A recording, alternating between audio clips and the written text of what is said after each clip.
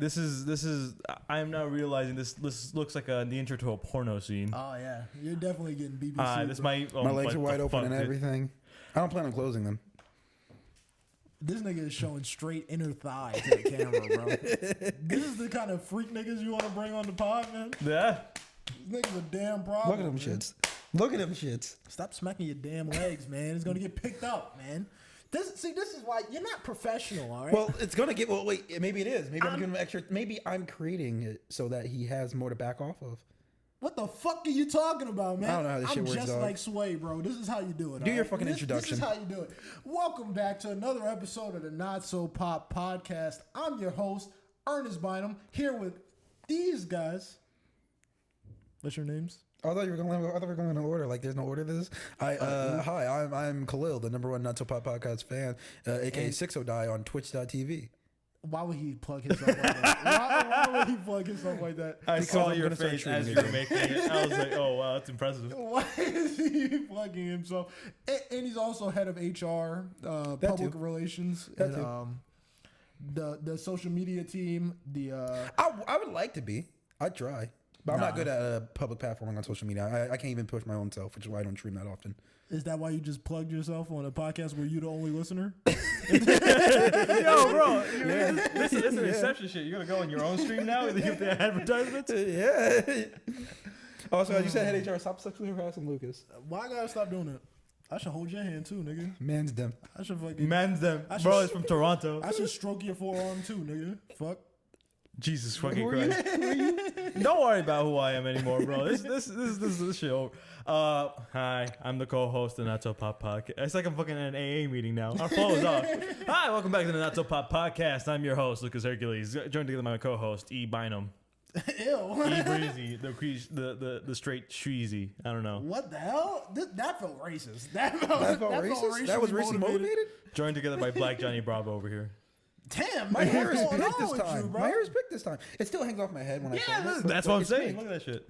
Oh, because it hangs off my head? Get a damn Look at that haircut. shit. Get a damn haircut. I'm gonna be watching this video. I'm Goddamn. gonna watch this video exclusively just because I've been trying to see what my hair looks like from the side, and I cannot do it with a fucking mirror. So you That decided, shit looks like an inclined plane, bro. So you decided to come on a podcast instead of looking in the mirror? I tried looking in the mirror and I just couldn't see it You right. use your phone. You couldn't just take a picture of yourself. You had to go this roundabout ass But way. I can't go like this and see the camera. What, bro? Just line it up. I What have are you standards, doing? Ernest. You don't understand. What the fuck are you talking Get to the about? comic conversation. Wait, what? You have standards, bro. Look where you are right now, man. I'm with the boys. Damn, that was damn. That's smooth right there. Damn, I might He have to- diffused the entire situation. I might have to vote for Khalil for Quickly, become tribal racist. chief. No. It's not the answer, I promise. Oh God. So today we're doing something a little different. We're actually doing a little bit more structure to the episode, which is why it's taking it so long. Was that structure? No, it's not. No, that was not structure. That was just like the little intro bit. But today, what we're going to be doing is we're going to be taking a deep dive into, and hopefully this will be the first of many. We're taking a deep dive into a hip hop artist. Some of the things that make them, some of the controversies they've been embroiled in, and just some of the things that just surround them at all times. So this is going to be first in a series where we deep dive. I have no idea what we're going to call this. Yeah, I don't know. We're gonna have to think of a name. We gotta call it something cool. The art of the artist. Nah. All right. Nuts. I ain't brainstorming with your ass, man. My bad. I'm sorry. Kick-ass I'm just a names. third party. My bad. I'm not Your permanent. HR man, stay there, all right? And for our first episode, the Not So Pop podcast has decided to tackle Tyler, the Creator.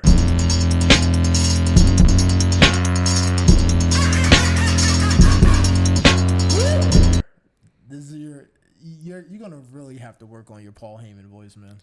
I can't do Paul You Heyman. gotta get your mic skills. Where's up, he man. from? I don't know. Where's he from? Wichita. He might be from Chicago because that's a where was Paul the- Heyman gives me New Where was Jersey vibes. ECW? Where was He's ECW just fat from? and white. He's just fat white and has a receding hairline. I just, Where was ECW from? Because that's where he started. He started in ECW. I don't know. He's from Scarsdale, New York. Basically. You were born in. He was born on 9/11. That's crazy. So many tragedies. Like, Yo, wait, bro, he liter- looks so old already. You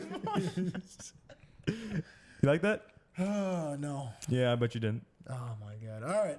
So where do we want to start? You want me to just lead us in? Yeah, you know what?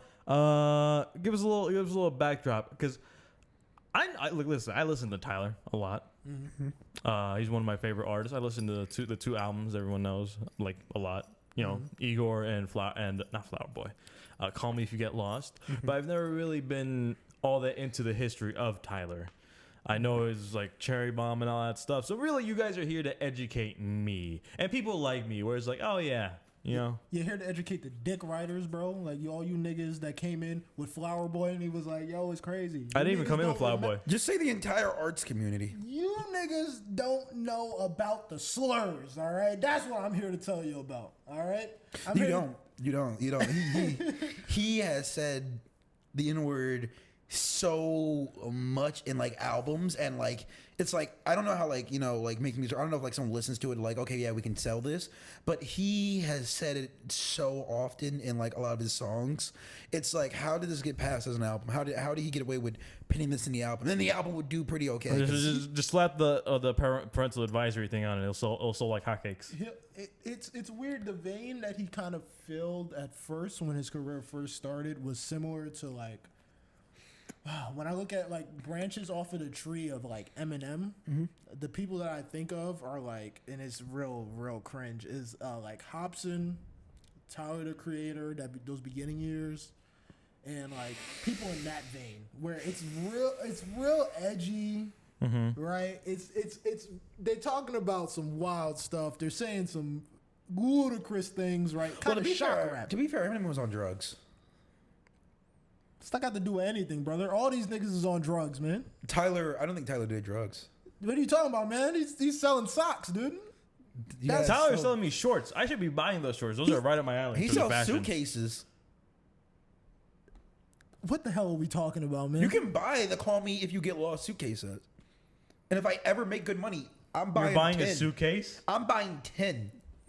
And we're all Okay. getting one. Okay, so just so everybody knows, the reason that the HR rep is here All right. is because he is a what we would call, okay, I don't want to say stan. That feels rude. That feels like a fucking slur.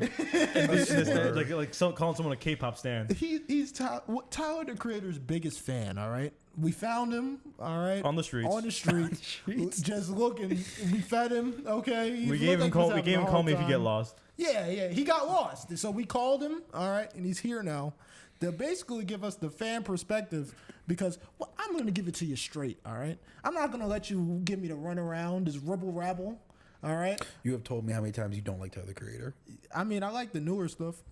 Yeah, that's fair. The We're older not stuff listening is to Goblin. So cringe. It's so cringe. We're But not listening to Goblin. We'll get there, okay? Yeah. I want to lead us in. I want to start with, like, basically our introduction to him was Odd Future, right? So I want to talk a little bit about the beginnings of Odd Future, where that led, and how that has changed the trajectory of his career since, right? So starting, the group was formed in 2007, all right? It had a few like OG members that, honestly, I don't remember anybody from Odd Future. I remember Taco. who. Okay, I can give. Is Taco the fat nigga or the one with the long No, face? he's That's no, not the long. That's the. That's the guy who looks like Easy, but if he was younger. Get lost. Jasper's the funny nigga. Jasper's the one that's on Jackass now. Yeah. Okay. So the OG members, we had Tyler, Haji Beats, Left Brain, whoever the hell, Who are these people? Casey Veggies, Jasper, Who? Oh, Jasper, Taco, and I think there's another guy. It wasn't Jasper, Taco, and somebody else. The Super 3. Well, it's not really the Super 3. The closest friends. Well, okay. So the closest were Jasper, Taco, and Tyler were super close. I think. Did you say Lionel already? No, I didn't. Okay, that's another guy. Yeah, Lionel was there too. Lionel was another one. He wasn't. I don't know if he was as close, but like they might have been the original four. Because when it came to Loader Squad stuff, it was usually those four doing skits and stuff like that. Right. So Tyler said in interviews that originally the intention for the group was to make a magazine brand, I guess, right? Yeah. And to do that, but that quickly was pushed to the wayside when they were like, This shit hard. we do music stuff. Oh. Also, Yeah. I imagine Like it's It's- 2008. Like you're past the point where you're like publishing your own magazine. Also, and magazines being are a successful. shit ton of logistics and stuff and printing and. Yeah, I don't think a bunch of 17-year-olds are gonna get a magazine off the ground too easy. But rapping ignorant shit, now that's right. That's real rap right there. Yes, sir. So Mm-hmm. they released the first Odd Future tape in October of 2008. Yeah. Right. So from that point to about 2010 is when the group really started to get off the ground. That's when you get your more memorable members. You have your Frank Oceans, Mm-hmm. your Earl Sweatshirt, your Sid. I wanted to say the Science Kids. so Sid the bad. Science I Kid. wanted to say the Science Kids Have you seen so what Sid bad. looks like? I haven't seen her in a long time. The last time I saw her, she had like the short haircut. She dressed like Sid's a Tyler nice the Creator. person. Sid's a nice person. I'm just gonna leave it at that. You know that? You know them? I don't know them. You know but them personally? I hope they're a nice Yo, let's person. get in contact, bro. Let's get them in the Not So Pop pod. You also had Domo Genesis, Mike Domo's G, and Brandon Deshay. The only people I know off of this are Sid, Domo. Who else was there? Frank. Earl. I didn't even know Frank was in there. Yeah. Yeah, no, Frank was in there. You got to listen to that, the oldies cipher. He's on. I think the first song he was on was her.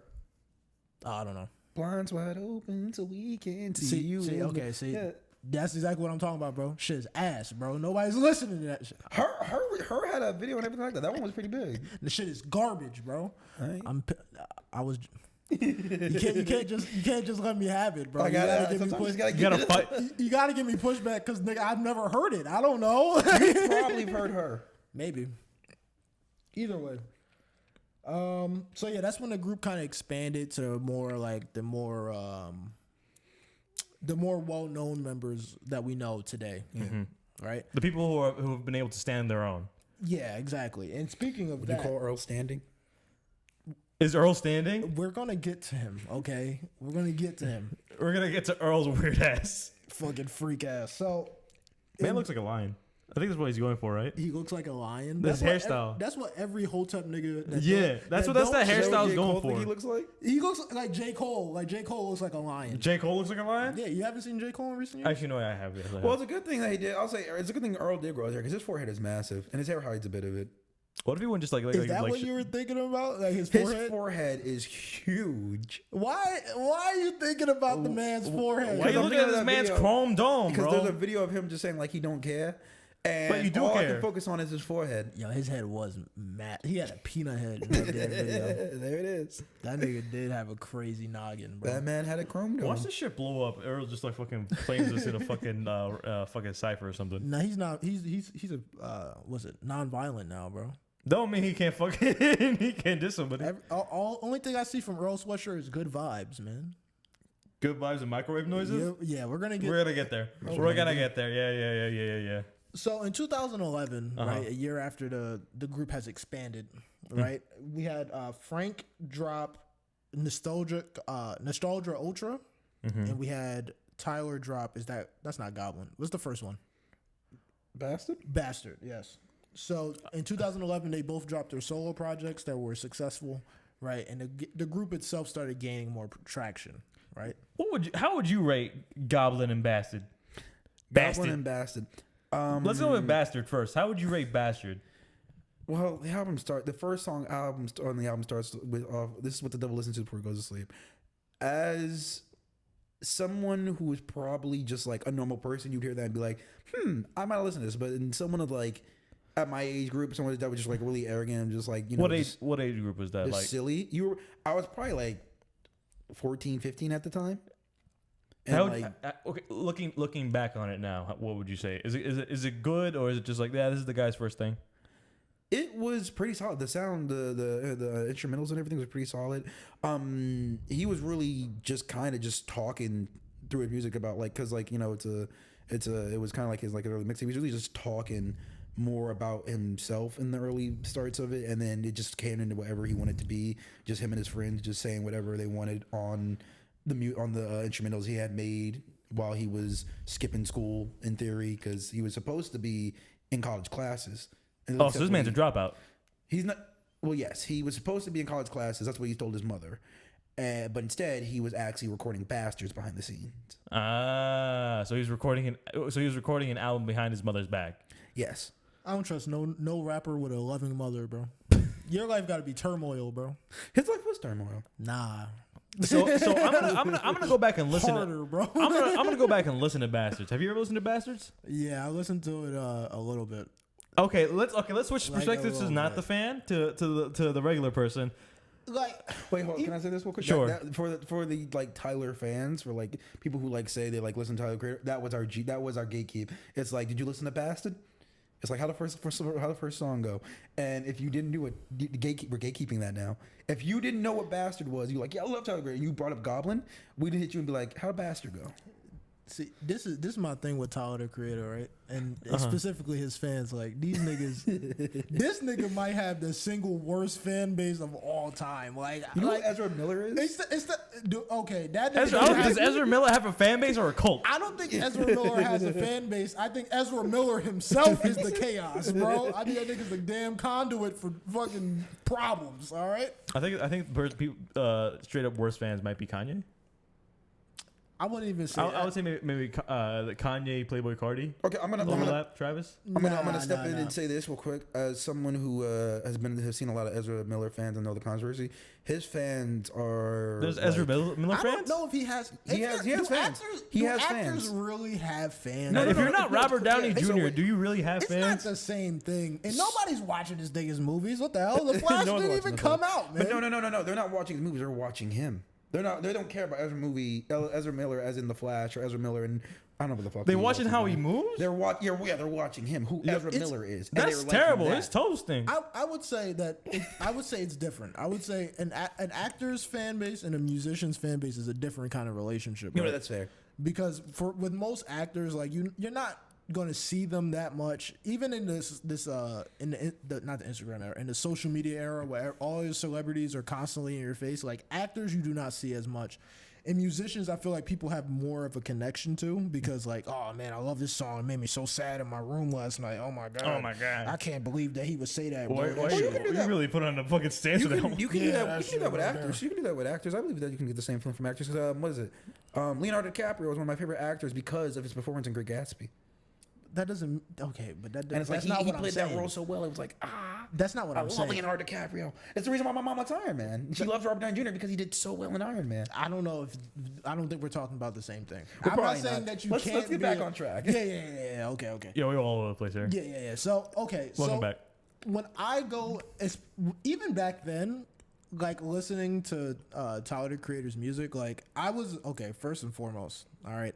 Let me give you a bigger backstory on when I was that age. Okay, so during this time that this is all popping off, I'm an Eminem kid. All right. Oh, you weird. Yeah, I'm like the kind of hold that Eminem had on black youth back then was really insane. All right, so I was an Eminem kid. I'm like, this Tyler the Creator, like it's cool. Oh, bro, you rapping Eminem's part in fucking the Rihanna song. Hell, for real. It's like, yo, I'm like, it's cool, I guess, but it's kind of like I don't care, right? Man is in his room shadowboxing a monster. Yeah, like this nigga fucking. Man is shadowboxing fucking cocaine addiction.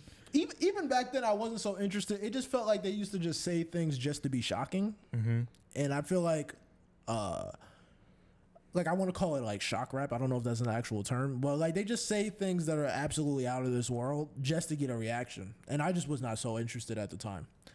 Now going back and listening to it in preparation for this, first of all, it might just be because it's older, but it's cringe, brother. Yeah, no.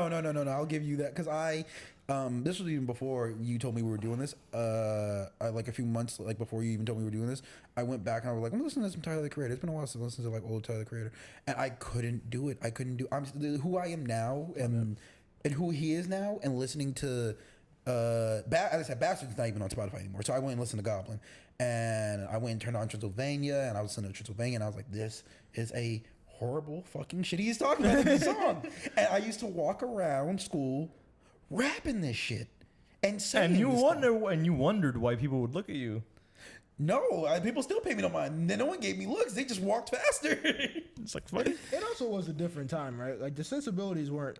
This is like post Evanescence. Yeah, like you could kind of like back then you could kind of say whatever you wanted. Yeah. So this is like the nice like early frontier of the internet stuff. Which is why me today, who still doesn't understand how like how making an album and everything works, like when I went and listened back to those to Goblin, I was like, how did half this album even get passed as something feasible to put on an album and like sell to people? well, back then, I mean, it was a lot. There wasn't as much. What's the word I'm looking for? Not monitoring. Not there wasn't as much censorship in music.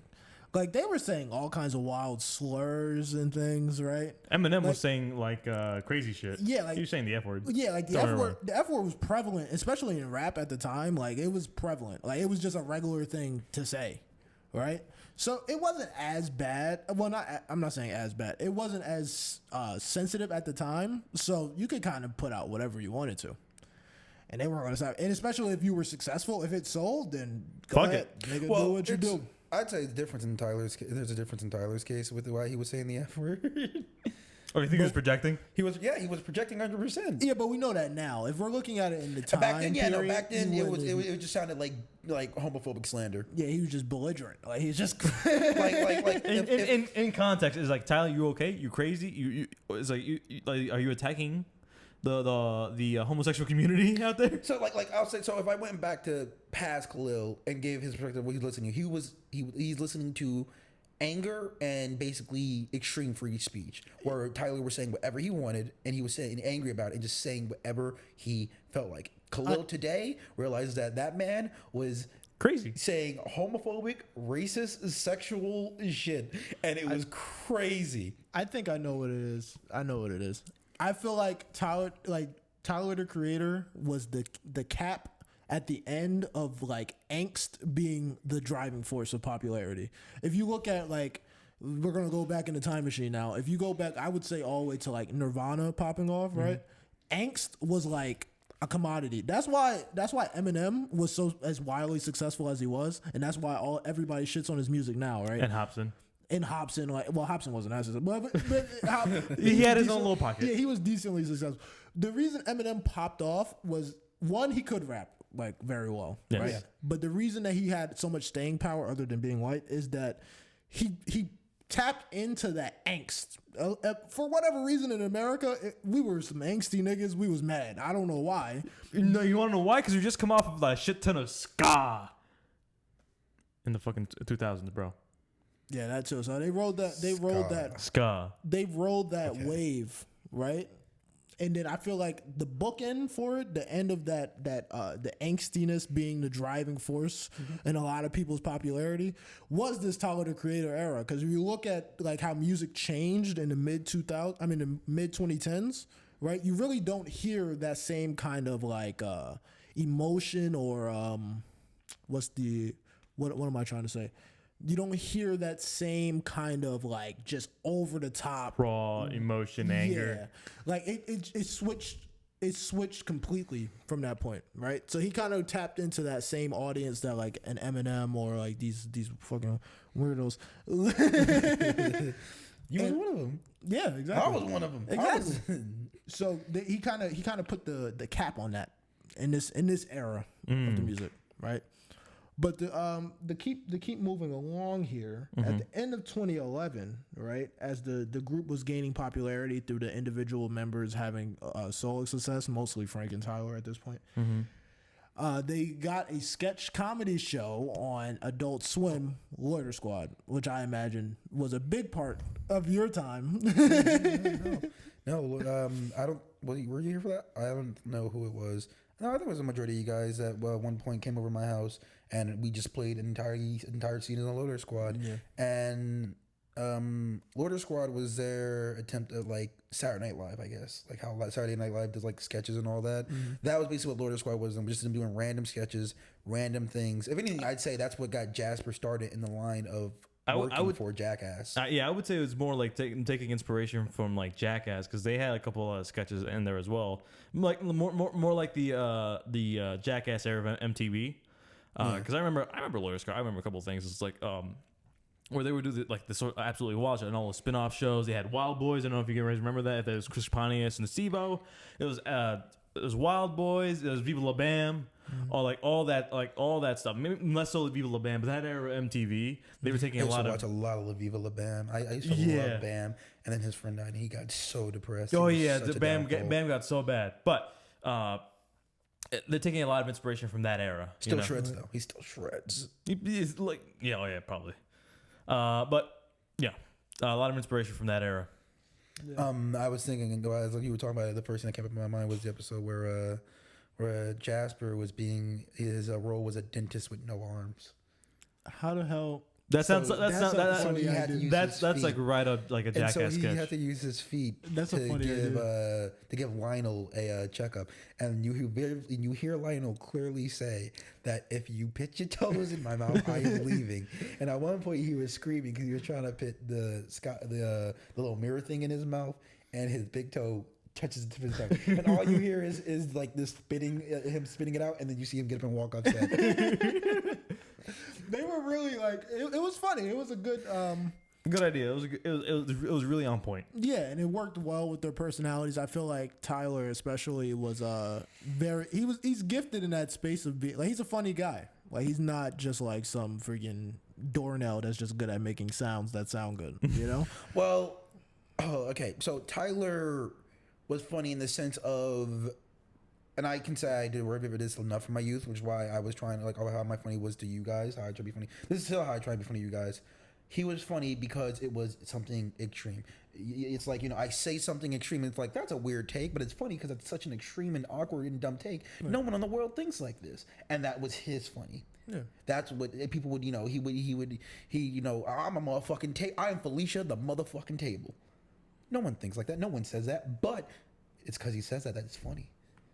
And it's like this is what he wrote off of. He wrote off of saying and doing obscure and insane things and just being funny. I would say even at this time, now the kind of still kind of pushing things along a little. I would say at this time period, right, this 2011 Loiter Squad and everything. When you think of Odd Future, the person that you think of at this time is Tyler the Creator. The people that around him, his personality was the driving force behind the group's popularity, but everyone else that was around complimented them very well. You get what I mean? Like, so you have your Jasper, Taco, these guys around, right? And Tyler's personality feels like it's on the forefront, right? But everyone around him is complimenting his personality. And his style. That's where they diverge from like the early from Jackass specifically. Jackass was a collection of very outlandish, very strong personalities. They would be able to like go on their own. Steve-O would be able to like do some crazy shit, and they put him whatever. Yeah, that was insane. Yeah, I love Steve-O. Yeah, yes, like no one personality took over everything. More so, they wrote stuff for everybody. Right. Like Wee Man, they had the fat man chasing Wee Man around that bit. Or they had Chris Pontius in Wild Boys. They had Chris Pontius doing the fucking the sexy boy dance. They would just like fucking like accost random pedestrians by ripping off his pants and shirt and revealing only a string thong. Oh my god! And just like sort of like yeah, them niggas need to go to jail, man. Probably. So I will support what you said, Ernest, with the simple fact that no one else in Odd Future was getting blamed like Tyler was. Tyler, we know he'd drop his albums of music, and parents and reasonable adults would be like, "This is bad music. This guy's he's a rapist, a devil worshiper. He hates women and stuff like that." And no one else was not getting that force upon them. Like no one was saying that about the rest of the crew. It would always be Tyler. Yeah, this guy's a problem. He's the demon. He's the big issue, and you shouldn't listen to his music or like buy his merchandise because he's a bad person. And he said it he's in Goblin. He said it a lot. He's in even Africa. In Wolf too, he says he makes a disclaimer. He's like, listen, don't do any of the stuff I'm saying. I'm not serious. Do not blame me. If someone goes and shoot up a school because they listen to this song, I did not tell them to do that. Do not blame me for none of this nonsense. This is music. He was also the only one that was being so raunchy though. If you look at least at the time, if we're still in 2011, right? Him and Frank Ocean are the only like two touchstones that the mainstream has for this group, right? And Frank Ocean is not making music that is that raunchy. Like he's making more traditional like R&B music, and it sounds good. It's good music, but he's not saying anything outlandish that is like out of the ordinary. Man dropped Novocaine on the radio. Exactly. Like Tyler is going out of his way to be Provocative. Exactly, to be as over the top as possible. So it's like it makes sense that he's the only one getting blamed. But also I would say that when it comes to the rest of the group, right? Especially in 2011, outside of Frank, no one was really producing anything that would be Domo? that would stand on its own. I don't know what Domo Genesis's career looks like, but I would say he kind of stayed underground. I don't know if I imagine he probably worked with a lot of people. Yeah. because I see his name pop up a lot. But in terms of like a solo career, I don't know how I'm pretty sure he how just stays. popular he became. I'm pretty sure he just sort of stays as the as like a producer credit for a lot of Yeah. stuff. He just like sort of bounces around, does what he wants. When I think of Domo Genesis, I feel a similar way about Domo Genesis that I feel about like a Steve Lacy. Like Steve Lacy, like his most recent album was received pretty well, and I think is a bit popular, real popular, right? Mm-hmm.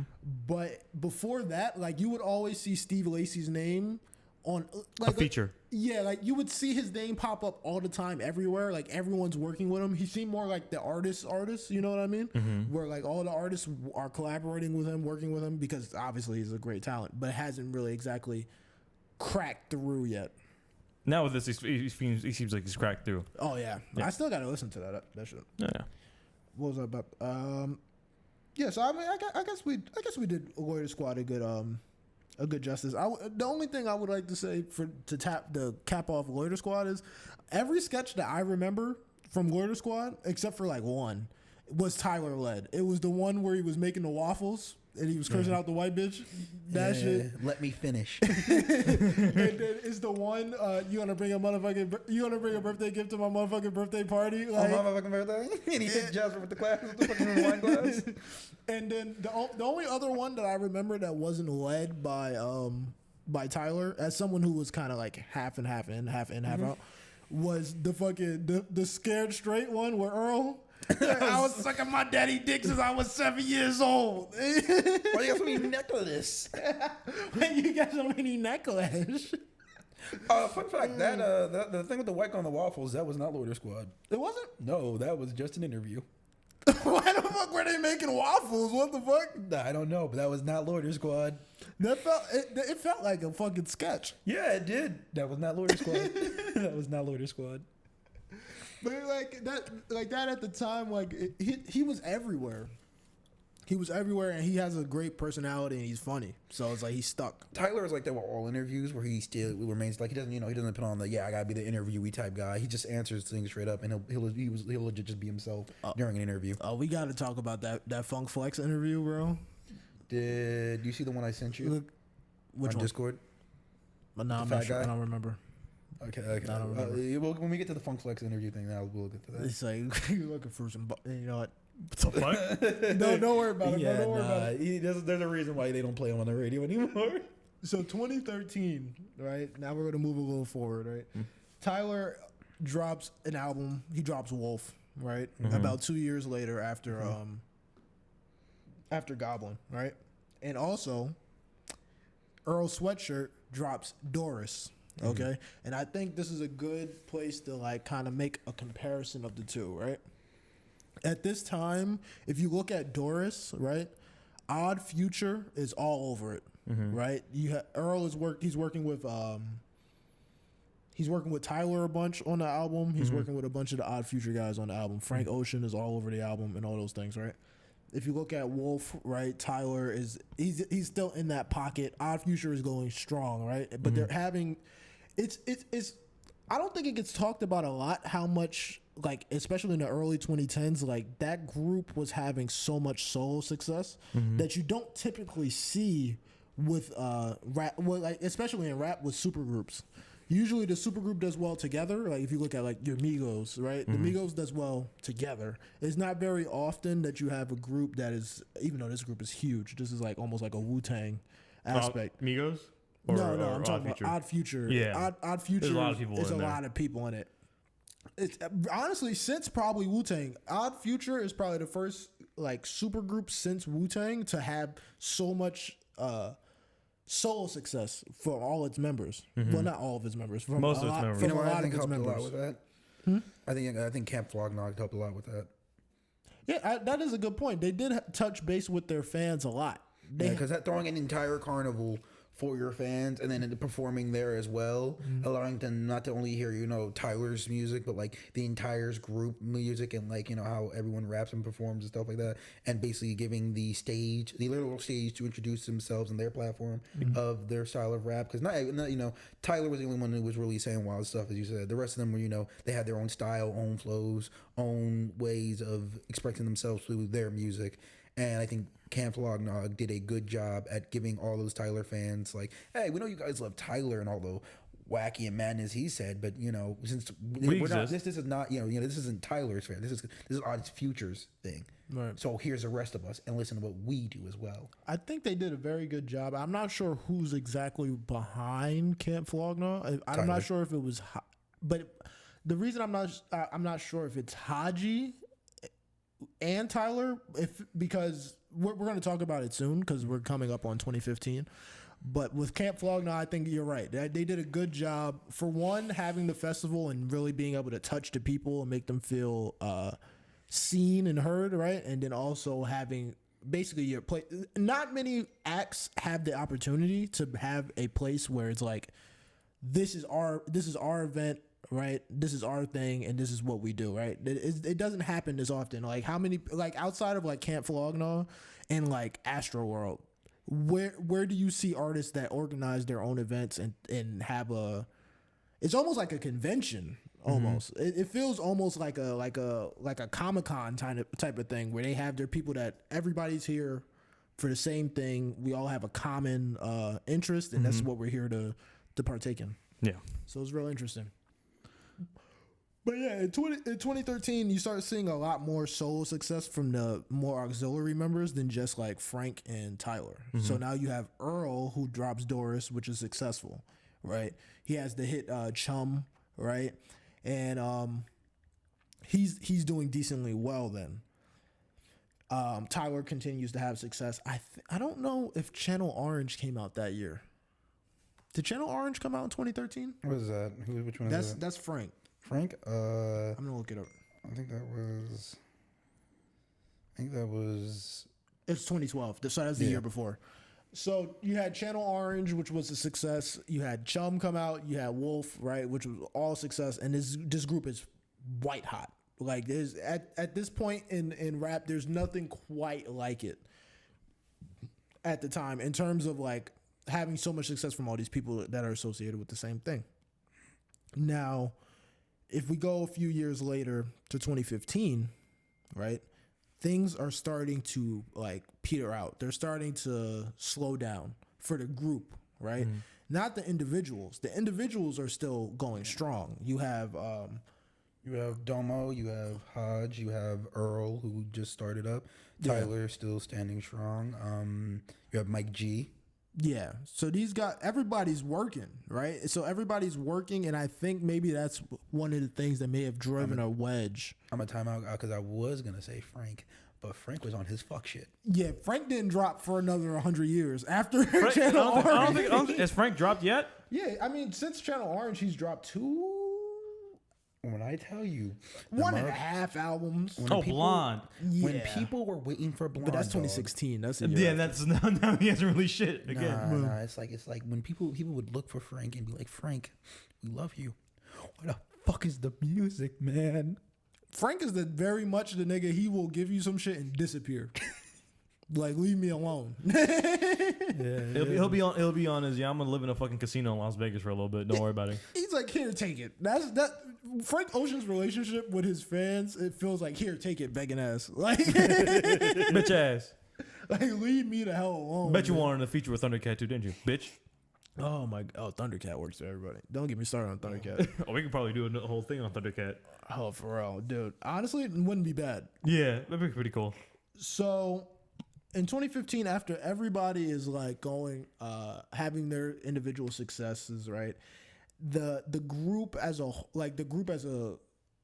a combo is starting to feel like it's being pushed less and less because everybody's focused on themselves at the moment. Yeah, they've all used the group for what they needed to, and now they've all kicked off, and now they can they've got enough momentum where they can keep themselves going. This kind of spurs a bit of a riff between Haji Beats and Tyler, right? Yeah. Haji posts basically on Twitter saying like the group is not splitting up, to which Tyler immediately posts directly after him, pretty much saying like, nah, like have a good one. Nigga, like this is nigga, you not breaking up, but like I'll see you. I'll see you niggas around. Right? I don't know where this riff came from in terms of like, is it just because everybody was so focused on their individual careers? Was it because at the same time Tyler's kind of trying to distance himself from the kind of audience that he's garnered, like that the early music garnered, where there was a lot of what's it, like abrasive characters. Yeah. Like a lot of people like not demanding but expecting a lot from him in terms of like people like, oh dude, I fucking love this shit, like, oh, you changed my life, right? Yeah. To all of that kind of stuff. What you about to say? So it's a mix of things for Tyler, because a lot of people, as you said, were really like on his high horse. Like a lot of really just, I guess you can call them edgy and like eccentric kids, and just even like teens were just, really on his music. And you heard him really talk about it a lot in like even in Goblin and Wolf. He's like, yo, I like, y'all appreciate the stuff I do, but like, do not come up to me and like praise me. Do not come up to me and like dick ride me, please, because like I just trying to like, let me enjoy my life. I appreciate you guys buying the music, listening to music, but like, I am not your savior. Yeah, well, and on top, that's just starting to play out right now. Yeah, exactly. So I'm not sure if that led for him wanting to maybe distance himself from the Odd Future crowd a bit more, because maybe he associated those like hyper fanatic fans with that group. Well, it's that, and then on top of it, also in those two albums, you hear him talk about how there were things going on in the groups, how people, he gets a big name and everyone's like, oh, without me, you wouldn't be Tyler, the Creator, or they're like, they're expecting things from him, or, some of them are like, come on, man, put me on the sun. It's like, dog, like you're my boys. We made Odd Future so that, everyone can get a push.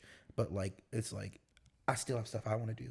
Right. I still want to be, Tyler without the Creator. I still want to be Tyler. There was a lot of jealousy brewing amongst the group as well. Definitely, a lot of jealousy was brewing. A lot of people say that most of the people like Mike G, Damo, or especially Earl, they'd be like, "You would not be here rapping if it wasn't for Tyler." And that's as I said, that's really not the case. The whole point of Odd Future was for them to basically be a group and have everyone get themselves out there, and to take that away from the rest of the rappers and the rest of the group, they'd be like, yeah, no, Tyler didn't make you. Tyler helped build the platform. Right. And then he said, I built the platform. It's up to you guys to go make your music and get those people to be like, oh, I like this. I think I'm going to listen to this.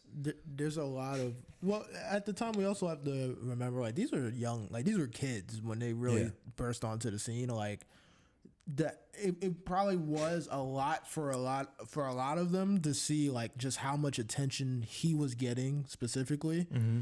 And it's like, but we all do this, like we all contribute to this, but of course there's always going to be sometimes there's going to be someone who is picked and exalted right above the rest of the group, a trendsetter. Yeah, exactly. And in this case it was Tyler. So in 2015, we have the whole like little quick Twitter spat, right? Mm-hmm. Camp Flog Gnaw comes up that year. Yep. Tyler is touring still. Yep. After I believe Cherry Bomb came out, so he probably would have been touring that album. And Earl's album is coming out soon, so he doesn't appear at the festival either. So neither Tyler or Earl are there.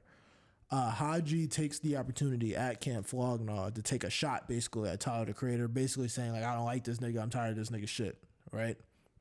which leads to a further Twitter feud between Haji and Tyler, and pretty much sews in the end of the group being a collective as it was before.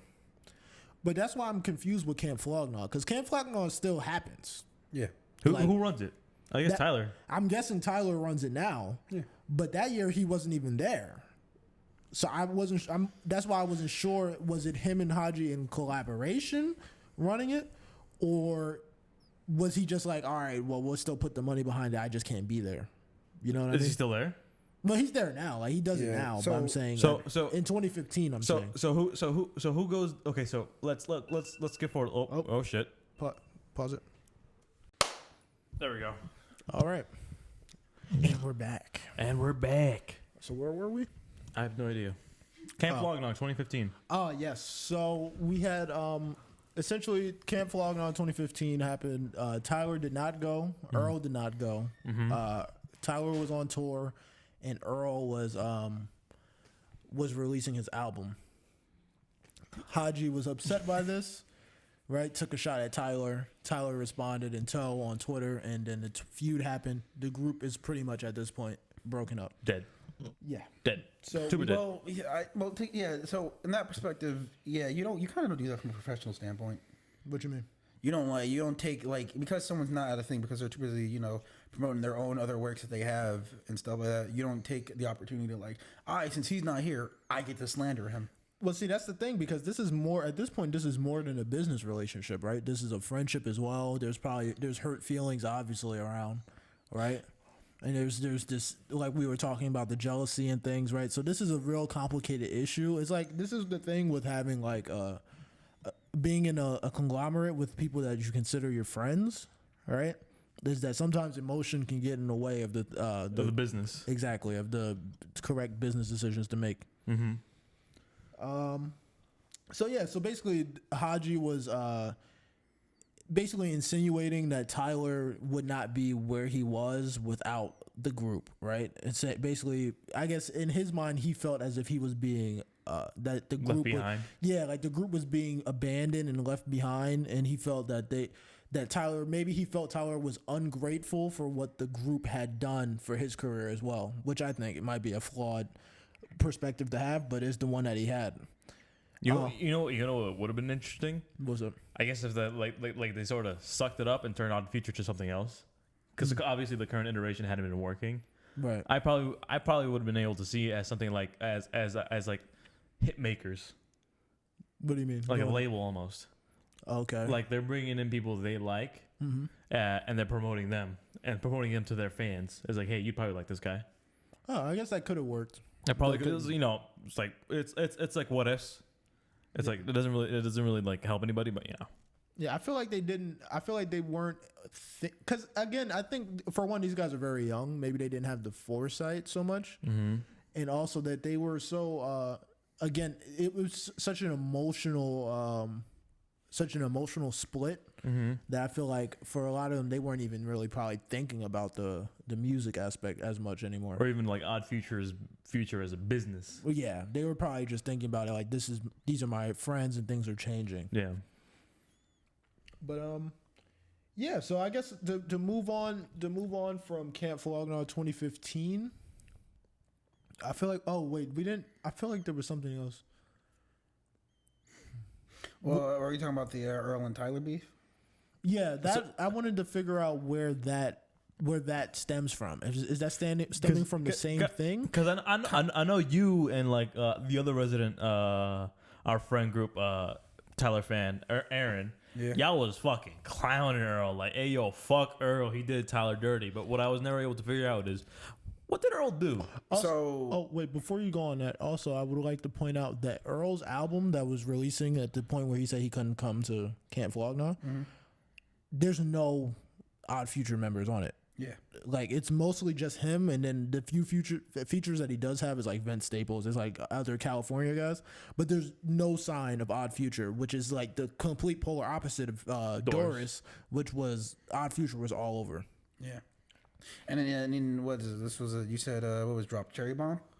Yeah, Tyler dropped Cherry Bomb and Earl dropped. And Cherry Bomb still had some Odd Future people on it. Yeah, and But you saw a lot more, random superstars like superstars, like I'm speaking of WWE, more rappers like Kanye and Lil Wayne and more stuff like that on there. more mainstream Yeah, acts. mainstream. And Earl dropped I Don't Like Shit, I Don't Go Outside that same year. So that was kind of the same thing. Earl was basically gassing up his own head because I guess because what's his name, Hodge said what he said. Earl was like, well, Tyler didn't do that for me. Tyler didn't, I did this by myself and I didn't, I didn't need Tyler to do what I came to. This is all me, and that's kind of true, kind of not true, because you were somewhere else. You were literally living somewhere else, and like that's where the whole Free Earl came from and stuff like that. If Tyler didn't even like say anything like that, you would have been irrelevant. You would have been an irrelevant person in terms of the group. Well, I think that's a big we didn't even cover the speculation. Free Earl stuff either. Yeah, no, we forgot about that. Free Earl, that's the fucking shit. And if you disagree, suck a couple pimple covered dicks. I feel like that's a bit speculative, right? Because to say like any of them to say that without the group that they wouldn't be where they are, there's no way that we can know that, right? Because obviously they're all talented, right? They just so happen to come up through this conglomerate, but there's nothing saying that like if it wasn't for Odd Future, we would have never heard of Earl. It might have looked different, like it might have maybe it takes more time, right? Or like even Frank Ocean even used the group to his advantage, right? Yeah. And the same with Tyler. Like we can't say that any of them, that if the Odd Future was never a thing, that any of them would have it would have changed the trajectory of their careers, but there's no saying that they would have been completely unknown. Like they would have never popped. Yeah, and it just seemed like Earl was basically like it's like he was basically just like, yeah, nah, Tyler a bitch, nah, Tyler ain't do nothing. It's like Tyler is your best friend. Why are you talking about him like this? So he was slandering Tyler. Yeah, he was basically slandering Tyler. It's like, Earl, why are you doing that, dog? It's like yeah, I guess with your music career, you didn't really need Tyler for that. But if Tyler, you were somewhere else when Odd Future was being formed. So if Tyler didn't, if they didn't all band together and make Odd Future and gave you the platform for you to introduce your music, you would just be Earl, who is friends with Tyler. That's what we all know him. So everyone would say Free Earl and stuff like that. Of course, all the Tyler fans Free Earl and Tyler has addressed that in songs before where he's like, people say Free Earl without even knowing him, not realizing like, you're saying it, but like when I say it, it's because I miss my fucking friend. Oh man. And for Earl to slander Tyler in that type of format, it's like, dog, this man has been like vouching for you when we didn't even know who you really were. He said Free Earl, and the fucking fan base was just like, yeah, Free Earl, woo. What year was this when This was in Goblin. This is like 2011. Yeah, this was in Goblin. Okay, so yeah, so that means Earl's in the group already, but this is before Doris, so this is before his individual This success. was at the in the last song in Goblin. What is it? It's a song with an A, and I can't remember it. It's not. It's I think it's literally called Steak Sauce. Yeah, in the last song, you hear him. That's where he really talks about like the real main stuff and stuff like real main like issues with the group and stuff like that. Because one thing Tyler's very prominent with is storytelling in his music and making characters up in his music. And Goblin was his first iteration of that. That's where you get Tron, Cat, Left, and all that stuff. And he's saying this is like we're in that last song he gets real and he's like, people are complaining to me about like new albums and stuff like that. It's like, dog, I'm just trying to hang out with my friends, dog. Right. And then he brings up Earl and all that. And it's crazy because like now that I really listen to the Goblin back again, it sounds like there was a lot of controversy within the group, even when Goblin came out. Right. So these things were probably bubbling for a long time. He's like, niggas want this, niggas want that, niggas are dick riding, niggas are bullshitting, niggas are playing too many games. And he's just like, dog, it's like we making the music, and I'm bringing him with me, of course, because he's my boys. But like, don't bullshit. The businessman in me is really just like now. It's just like, god damn, they really like. It was sort of squandered. How so? Odd Future, anyway, as a platform. Because going back to my points, like where they could have like jumped off any artist like they really wanted if they want to push somebody, but also they had the infrastructure of Camp Flognog, where they would have their own festival, and it's still going, but it's just Tyler centric now. So they had their own festival, they had like all this stuff, they have like a whole bunch of like founding members are still in there that's probably still like in the underground, that like still like moving those circles. They can probably like pick somebody up and push them. Yeah, they could have. But I guess that's not what they're really interested in. Most of these guys feel like they weren't really interested in being like label owners. They feel like they were all interested in being artists in some capacity. Well, something that he only brings about, that he only really, as I listen to this, he only brings about on Call Me If You Get Lost, Master. Apparently there was also drug stuff going on too. That makes sense. Yeah, it's a rap group. Yeah, it's music. Everybody's on something. Well, actually, that's not true, because he brought it up in a Wolf 2, 48, where he talks about where it's like, I always felt that song was weird, even though it's a really good song, where he's talking about crack distribution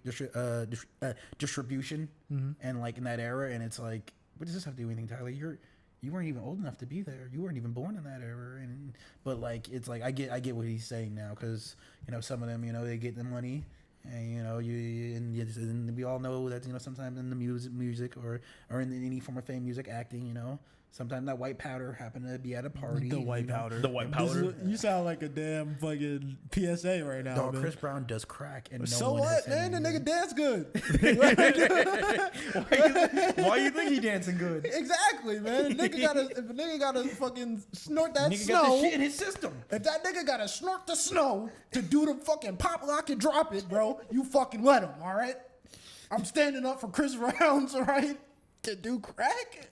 Chris Brown has a right. This is all a PSA for what we need to do in this country is decriminalize drug usage. Is that what this? This is what it is. Otherwise, how's Chris Brown gonna pop lock it?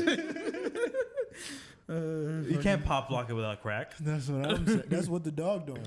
But I want to kind of because we're closing in on the end here. Can you see what that is? We're at about 56. Okay, so yeah, we're closing in on the end here. We're gonna wrap up. You can see that. Oh, the sun is in my eyes. I can see that shit. The sun is not in your eyes. Brother, I got astigmatism. Like, you gotta give me a second. Yeah, you got a big one. You're the closest. I can't see. You got a big one. My shit is fucked up. The light is refracting all fucked up in my eyeballs right now. If I stand up straight, I can get blinded by the sun. So, yeah. Why'd you do that? So okay. So, I guess in conclusion, fuck niggas. Are we done? Well, I mean, We can keep going. Nah. I can speed horse this and just spit out the rest of time. No, sir. Because now we're getting out of the ambiguous era of where it takes a lot of effort to like sort of purse through. Yeah, so we gotta. I don't want to speed run it. I don't want to like just blast it off at the speed of light, because we're probably gonna do more of this in the future. So I want to save some of this stuff. What I wanted to kind of do is kind of set the stage for what I want to do the next time that we have an episode like this, which is when we look at, because now we're at the end of 2015, right? And the group has dissolved mostly, right? And then you have your Earl and your Tyler beef. I wanted to kind of set the stage for what that meant for the trajectory of the people in the group, as well as the two more prominent members now, not counting Frank Ocean, because I feel like Frank Ocean is the damn alien. But Frank Ocean does what he wants. Yeah, the two prominent members now is your Tyler Creator and your Earl Sweatshirt, and the contrast between the two and the sound of their music, the way that their careers have gone, how they've moved for the years after, and everything. I feel like everything that they've done has been so different, right, to one another, and I think it would be interesting to look at. So yeah, I guess the next time we do an episode like this, we'll talk about Earl being barefoot in a Las Vegas casino looking lost as shit. Crazy. We'll talk about Tyler making $500,000 off of socks. We'll talk about Earl making microwave noises. Yeah, and then we'll talk about how the music Tyler changed. is now selling fucking suitcases. Yeah, so we'll talk about how the music changed for both of them, and the way that they've navigated through the industry is so different as well. I will say one thing before we even get to that episode. Tyler has really pivoted into just like from artist into a businessman. Yeah, I would say he had the most graceful transition there. Yeah. Earl is still very much underground hip hop artist, and he's living his truth. Oh yeah. Oh yeah. That man is. Oof. I follow that nigga on Nah, Instagram. you That see shit is Tyler, crazy. you see Tyler, his skin is shining. You see Tyler the Creator in anything, like in any of the shows, you watch any of his things. That man's skin reflects sunlight. Do you think He that is immensely successful. bro, do you think it's uncomfortable being that like listen like bro I Being that moisturized. yeah, no, like no, 'cause not even moisturized because I be putting on the vitamin E oil on my beard after I should like fucking shave and stuff, and I put lotion on. What a loser. Vitamin E. How's your natural beard over there, King? I'll just be chilling, bro. Exactly. I put a little beard Oh oil. boy, and bro, beard these mind, these I'll ask fuckers you. think they grow a little facial. They think they better than the white man. More than a little dog. I use a little beard oil, a little beard balm, just kind of do it, Beard calm balm? it out. Mm-hmm. It smells really good. Anyway, yo, it feels like sort of like sleek on my skin. So basically, you're asking me, is it uncomfortable being super moisturized? Yeah, I wouldn't know. yeah. Ashy than a motherfucker. Nigga. Yeah, bro, big up your toes right now. Big up your This has toes. been another episode. All right. Well, how deep are we? We're about 59. All right. You want to do the outro? All right, this has been that's yeah, you know what, fuck it. I'll just do the regular one. I was like, oh, let me do a different one. No, let me do the same one. We'll do it. No. This has Bye. been nuts.